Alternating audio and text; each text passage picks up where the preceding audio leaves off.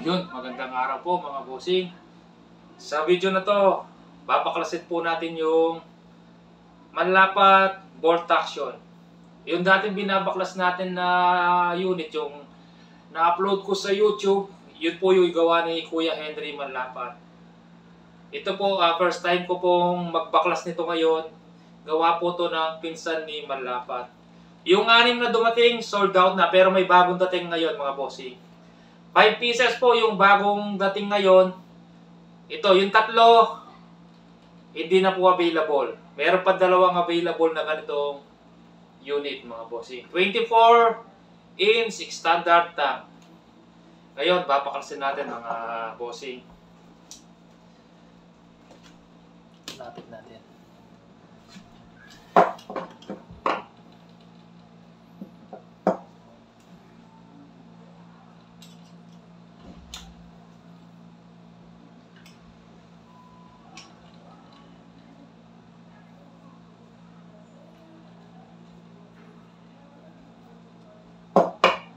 Tanggalin muna natin yung stock, wood stock niya. Yan.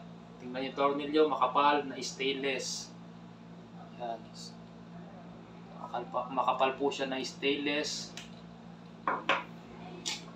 Yan siya. Isang tornilyo lang po. Tapos, kung dito nyo lang babaklasin mga bossing, o kung ito lang itatanggalin nyo, yung bridge bolt, kahit may laman na hangin. Pero kung babaklasin mo lahat, pati ito, kailangan walang hangin. Ito wala nang hangin mga bossing. Ngayon, tanggalin natin yung side, open side, mga open side.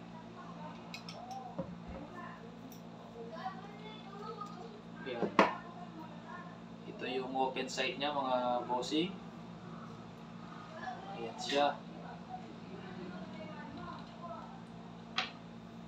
Ngayon, pagtanggal ng open side,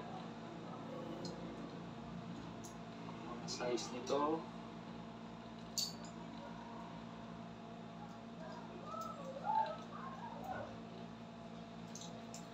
yung barrel band, luwagan lang natin mga bossing. Yan. Tsaka yung dito. Yan, meron siyang allen dyan. Stainless po yung nakalagay na allen. Yan siya. Yan. Pag naluwagan na, pwede nang ilahin yung barrel. Ayan siya mga bossing. Make sure lang po, pag kinalas yung lahat to, walang laman na hangin. Yan, walang laman po yan dahil tinanggal ko na. Ang kagandaan nito mga bossing, meron siyang O-ring. Yan, dun sa loob. Hindi kagaya nung binaklas natin na una, wala siyang O-ring, nilalagyan lang po ng Teflon dito. Ito kahit walang Teflon, wala po siyang backfire. Dahil po ang O-ring niya nasa loob po. Yan po. Yan, nakapaikot yan. Yung itim, makikita nyo yung itim, yung black, yun. O-ring po yan mga bossing. Ngayon, tanggalin natin yung bridge bolt. Ikasan nyo muna mga bossing. Yan. May tornilyo yan dito. Yan. Yan yung tornilyo niya mga bossing.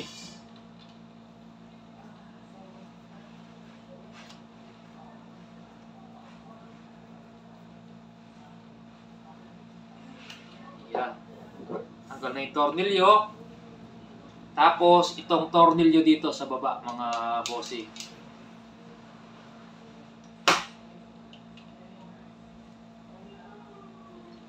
Kung ito lang babaklasin nyo, kahit may laman, okay lang. Delikado lang pag may laman itong receiver niya, tsaka yung dito. Yan. Pero kung ito lang babaklasin nyo, yung bridge bolt, okay lang kung may laman. Pero kung hindi po kayo sanay, mas okay na kung walang laman yung unit. Para sigurado na po. Baka masabugan po kayo. Medyo delikado po kasi pag may laman.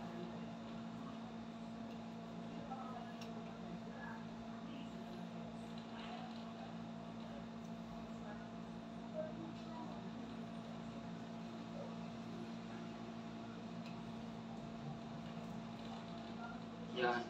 Hawakan nyo lang to, pigilin nyo yung takip, baka lumipad po dahil may spring po yan dito. Pag binitawan nyo, tinanggal nyo yung tornilyo, baka lumipad yung takip. Kailangan nakaalalay po. Nakahawak po yung kamay nyo.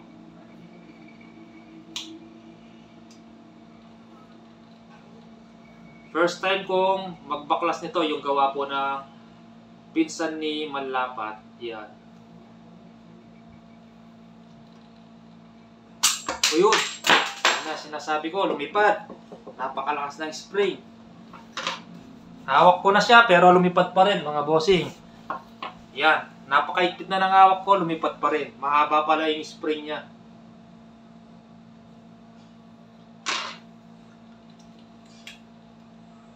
Ayan siya. Ayan siya, mga bossing.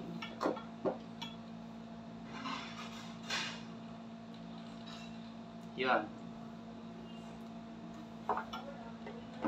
Ito yung hammer niya, mga bossing. Yan. Ito yung pumapalo dun sa yun pin. Meron siyang pin sa loob, mga bossing. Yan. Pag pinalo, kinasa mo, may iwan dito sa likod. Pag kinalabit mo, siya yung papalo dun sa pin. Yan. Ngayon, ito naman yung tanggalin natin yung receiver niya. Ito po yung gamit kong pagbaklas sa receiver. Adapter. Yan.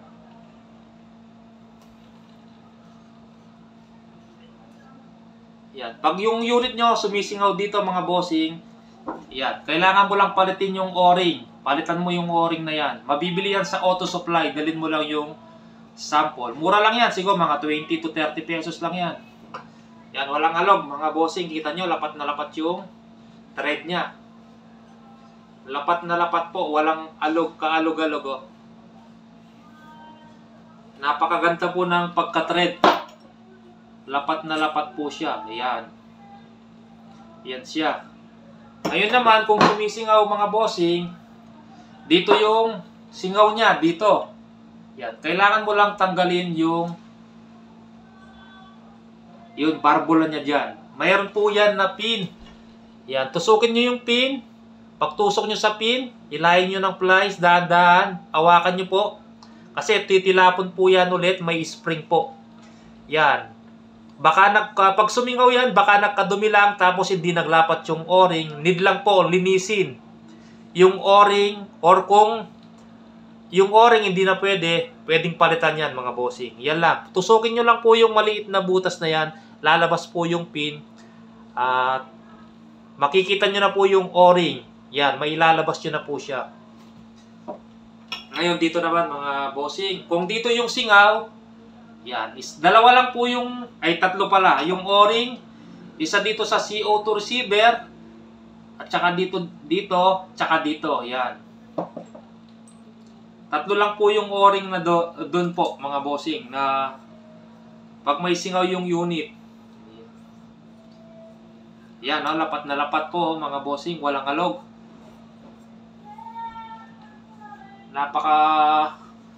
Tingnan nyo po yung thread, mga bossing. Tingnan nyo, walang alog. Lapat na lapat siya. Yun. Ito po yung yan. Kung mapapansin nyo, wala siyang housing. Yung dating binuksan natin, yung gawa po ni Kuya Henry, meron siyang housing na tinetred dito. Yun po yung pumipigil dito sa spring ng firing pin niya. Ito po yung tumatakip sa CO2. Yan, sa hangin. Yan. Pag pinalo yan ng bolt, ay ng hammer, ito, papaluin po yan. Papasok po ng konti yan. Magre-release yan ng hangin, papasok. Lalabas po dito sa port niya, dito. Papunta dito sa butas. Yan, may butas yan, mga bossing yan. Ito yung butas. Lalabas yung hangin, papunta sa barrel. Bali, gaganon siya. Yan, dito lalabas yun, mga bossing yan. Yan, nakapatong yan dun sa butas. Papalabas dito sa barrel. Yan. Pag ang singaw naman lumalabas sa barrel, mga bossing, ito po yung sira niya. Yan. Baka may dumi lang po, tanggalin nyo. Kasi pag nagkadumi po yan, kahit na konting-konti lang, hindi na po maglalapat dito. Yun po yung dahilan. Kaya lumalabas yung CO2 papuntang sa barrel. Ang diferensya po itong firing pin niya. Ngayon, kung malinis naman siya, may singaw pa rin, dalhin nyo lang sa machine shop, need nyo lang po i-replace. Kung sa akin nyo kinuha, PM nyo po ako, huwag nyo ipa-replace. Pwede natin gawin walang bayad. Or pwede po kayong bumili sa akin ng ganito, firing pin. Pwede po tayong kumuha kay Manlapat ng ganitong firing pin. Iisang sukat lang po yung gawa niya, mga bossing. Kahit hindi nyo nadalhin yung unit sa atin, saktong-sakto sa lahat ng bolt action na mga nilabas niya, mga bossing. Yan. Ito yung pumipigil pala sa spring dahil wala siyang housing, mga bossing. Yan. Meron siyang metal sa loob. Yan po yung pumipigil. Prines po yan, mga bossing. Prines po papunta dito. Pinasok tapos prines. Yun po yung pumipigil sa spring. Yung MMB brand naman yung pumipigil sa spring, meron siyang maliit na aluminum na pipe. Maliit, mahaba. Hanggang dito, yun. Pag pinasok mo to, papasok mo yung tubo na aluminum para yun yung pumigil sa spring. Pero ito, nakapress po siya. Yan po. Yan. Sana po may natutunan kayo, mga bossing. Sa trigger naman, pag tinanggal nyo, yan, ganyanin nyo lang yan. Matatanggal yan, mga bossing. Yan. Yan siya. Tingnan nyo ito yung tumatama sa safety lock. Bilog siya, hindi siya, yung iba kasi grinder siya na parang pinipi. Ito, ginamitan ng torno. Binilog po siya, hindi po siya grinder. Yan. Pagpasok ulit, ganun lang, mga bossing. Yun, tuminapon yung pin. Yan. Ingat lang po sa bagbaklas. Baka pag may lumipad sa mga pyesa, hindi nyo na makita, mga bossing. Hindi nyo na mabuo yung unit.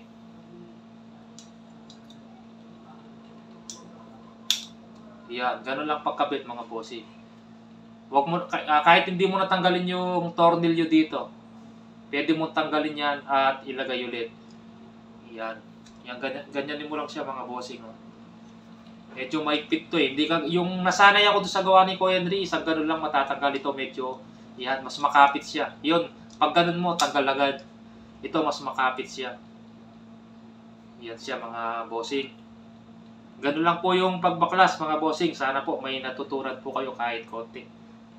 At saka kung napanood nyo yung video ko, kung nagka-problema po yung unit nyo na bolt action, alam nyo na po yung dapat gawin. Kahit kayo lang mag-isa, kaya nyong ayusin sa bahay, mga bossing. Mga oring-oring lang kadalasan nasisira dyan, mga bossing. Katagalan kasi yan, lumalambot. Lalo na pag in-stock mong walang laman yung airgun mo, hindi mo ginamit, lumalambot po yung mga o-ring na yan. Kailangan, pag hindi mo ginagamit yung unit, mas okay po na may stock siyang CO2 para hindi po madaling lumambot yung mga o-ring. Yan lang po yung o-ring. Magkabilaan dulo, dalawa, tsaka yung receiver niya po dito. Yan.